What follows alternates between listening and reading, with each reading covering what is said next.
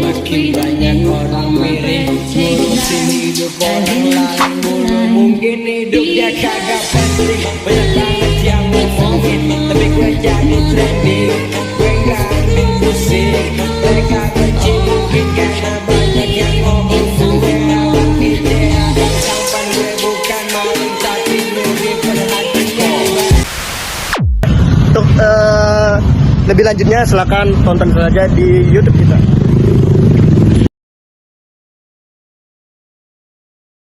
Assalamualaikum warahmatullahi wabarakatuh. Waalaikumsalam warahmatullahi wabarakatuh. Alhamdulillah kita masih diberi kesempatan untuk bertatap muka di sini di wawancara kali ini bersama Pak Irsyad Nuri selaku orang yang kerja di LKBH atau sebagai pengacara itu sendiri. Nah, di sini saya sebagai moderator dalam wawancara ini dan sebagai syarat untuk memenuhi tugas mata kuliah kewirausahaan kami dari kelompok 9 dari kelompok 6 ingin mempresentasikan atau ingin mewawancarai Pak Irsyad Nuri sendiri. Ya. Nah, pertanyaan pertama ya Pak ya, apa yang mendorong Bapak sendiri untuk masuk ikut serta dalam LKBH itu sendiri Pak? Oke, gini. Ada namanya access to justice, akses terhadap keadilan.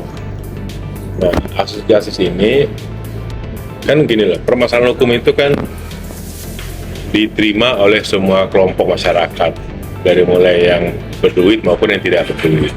Yang tidak berduit ini otomatis sulit, nggak mungkin ke kantor pengacara, ya kan? Nah, disitulah fungsinya LKBH. LKBH ini memberi akses terhadap keadilan kepada orang-orang yang tidak mampu. Dan kalau LKB ini terdaftar di Kemenkumham, namanya Kemenkum sekarang, namanya Kemenkum, itu ada uangnya, ada biayanya. Kalau perkara itu selesai, walaupun di tahap pra litigasi, mediasi selesai, itu ada anggaran 8 juta per kasus. Jadi sebenarnya LKBH ini disupport sama pemerintah. LBH ada LKBH, ada namanya Undang-Undang Bantuan Hukum. Itu, saya lupa nomor, tahun 2010 lah undang-undang itu adanya. Jadi akses to justice ini, itu motivasi saya itu adalah memenuhi kewajiban kita sebagai pengacara untuk memberi akses terhadap keadilan.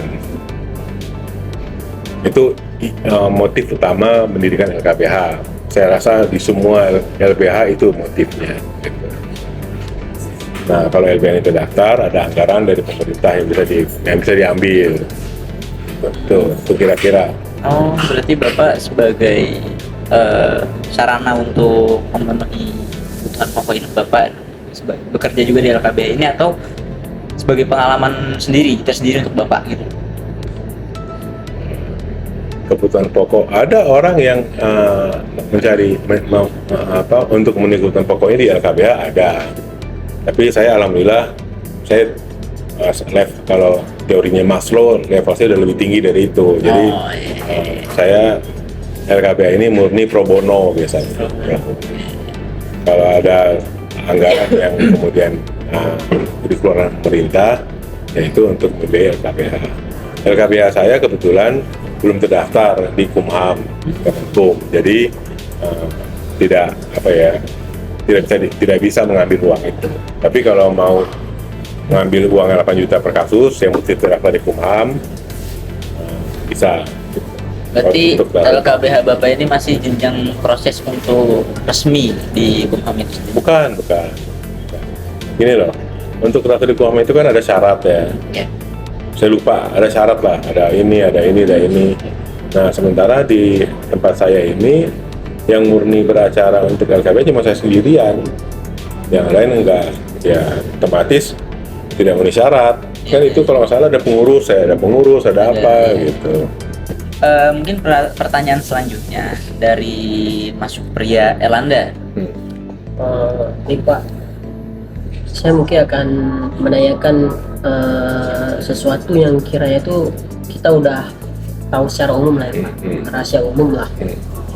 Jadi kan Bapak tadi berbicara bahwa saya KBH ini untuk orang-orang yang menengah ke bawah gitu ya. Ya. Apakah ada gitu Pak? Karena maraknya banyak kasus-kasus yang kira itu yang susah dan sulit itu. Apakah LKBH ini juga pernah membayar hakim gitu? Oke. Karena kasus-kasus yang susah gitu. Gini, pengalaman saya, kalau perkara ini kita bela secara baik, secara kuat, itu kalau masuk ke pengadilan, itu hakim sulit untuk mengalahkan kita. Kalau kita berhadapan dengan polisi juga dan jaksa juga sulit. Gitu. Jadi makanya pemahaman tentang hukum itu sangat perlu. Kalau LKBH bayar hakim, berarti yang datang itu bukan orang miskin. Kalau sampai dia bayar hakim, ya kan? Jadi itu paradoks juga gitu. LKBH ini kan untuk menolong orang-orang yang tidak mampu. Iya. Nah, kalau orang tidak mampu ini, ya yang membayar itu kan pasti dari klien. Berarti kliennya punya duit dong. Berarti harusnya bukan ke LKBH, ke kantor pengacara aja dia gitu. Gitu. Jadi itu saya nggak tahu, mungkin ada, tapi setahu saya harusnya tidak, karena LKBH itu untuk orang yang tidak mampu. Saya kira pertanyaan saya sangat cukup jelas Cukup. jawabannya Pak. Ya, Terima ya. kasih Pak. Pertanyaan selanjutnya dari saudara Hafiz. Ini Pak, pertanyaan saya Pak. Apa saran Bapak untuk orang-orang yang ingin bekerja di bidang hukum? Salah satunya di LKBH ini Pak. Jadi begini ya, kalau kita mau jadi pengacara atau apalagi LKBH, syarat utamanya itu adalah kita harus punya keinginan untuk membela, punya rasa terhadap keadilan, punya keinginan untuk membela keadilan. Itu harus. Makanya di luar negeri, di Amerika contohnya, orang itu sebelum jadi pengacara, dia harus kerja di LBH 2 tahun. Bukan LBH, di kita ini ada 2 LBH ya. Ada LBH yang murni membela orang miskin, ada LBH abal-abal yang itu meres orang miskin. Nah, di sini. Dan ini lebih banyak jumlahnya, lebih banyak. abal-abal ini ya Pak? Yang abal-abal ini. Kalau di luar negeri namanya LBH itu memang lembaga publik. Lembaga publik di bawah pengawasan negara. Gitu. Jadi misalnya yang namanya aid legal itu memang lembaga publik. Nah, kayak di Amerika, negara ajaran Inggris, orang sebelum jadi pengacara, dia harus 2 tahun bekerja di situ. Dan ada target, setiap bulan itu dia harus menyelesaikan berapa perkara. Nah, di luar negeri, di ajaran Inggris juga, pengacara itu punya kewajiban, walaupun dia udah jadi pengacara, dia punya kewajiban menyediakan sekian jam setiap bulan untuk membela orang miskin. Di kita tidak ada aturan itu, di sana wajib. Kalau dia tidak melakukan itu, dia bisa dipenjara. Gitu. Jadi kita nggak sampai ke situ, kosong lah kita itu. Jadi LBH di luar negeri itu untuk bisa diterapkan di Indonesia itu Bisa, sebenarnya diperbaiki, undang-undang advokatnya diperbaiki. Diwajibkan pengacara itu setiap bulan harus sekian jam untuk gini loh. Di kita ini kan banyak pengacara yang sebenarnya nggak jelas gitu. Nah, iya benar, Pak. Kalau di luar itu kan pengacara itu ada kantor, Iya. terus terdaftar, kegiatannya terdaftar, ya kan? Kalau dia membela orang miskin, LBH yang itu mesti dicatat apa, ada bukti lah, ada pembuktian. Jadi kita belum sampai ke situ. Bisa, tapi dirubah undang advokatnya, diperbaiki. Gitu. Yang terakhir nih Pak, apa sih Pak kesan dan kesannya untuk para penuntut ilmu nih Pak, tepatnya di Bidang hukum. dari kita sendiri anak akwal gitu kan, Ya. yang agar kita juga tertarik gitu untuk ikut serta di LKBH ini Pak. Jadi begini ya, di semua negara itu hukum itu tidak pernah sempurna, tidak pernah. karena dibikin sama manusia. Tapi hukum itu bisa diperbaiki melalui putusan pengadilan. Nah, jadi kita membela orang secara benar dan diputus pengadilan, berarti kan kita memperbaiki hukum, atau jadi jurisprudensi, atau kita menguji di Mahkamah Konstitusi hukum itu. Jadi hukum bisa diperbaiki. Otomatis orang-orang yang berpikir seperti itu harus orang-orang yang dari awal niatnya itu memang untuk mencari keadilan. Makanya pengacara itu seperti juga dokter itu dibilang profesi yang mulia, officium nobile ini.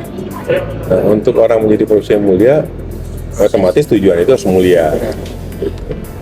Apalagi anak awal Saskia kan, basisnya kan agama, harusnya itu.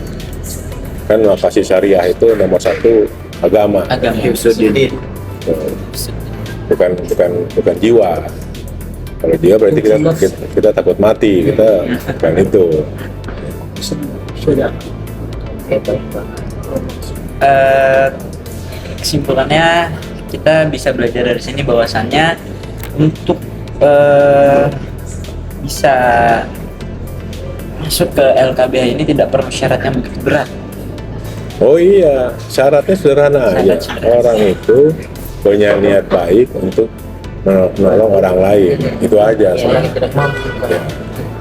Karena Allah selalu membersamai orang yang punya niat baik. Ya. La tahzan innallaha ma'ana. Dan innallaha ma'ana. Mungkin sekian wawancara dari kelompok kami. Terima Ya. kasih kepada Pak Irsyad sudah meluangkan waktu yang yang justru tahu sendiri. kami merasa merepotkan Oh, Pak Irsyad enggak, sendiri.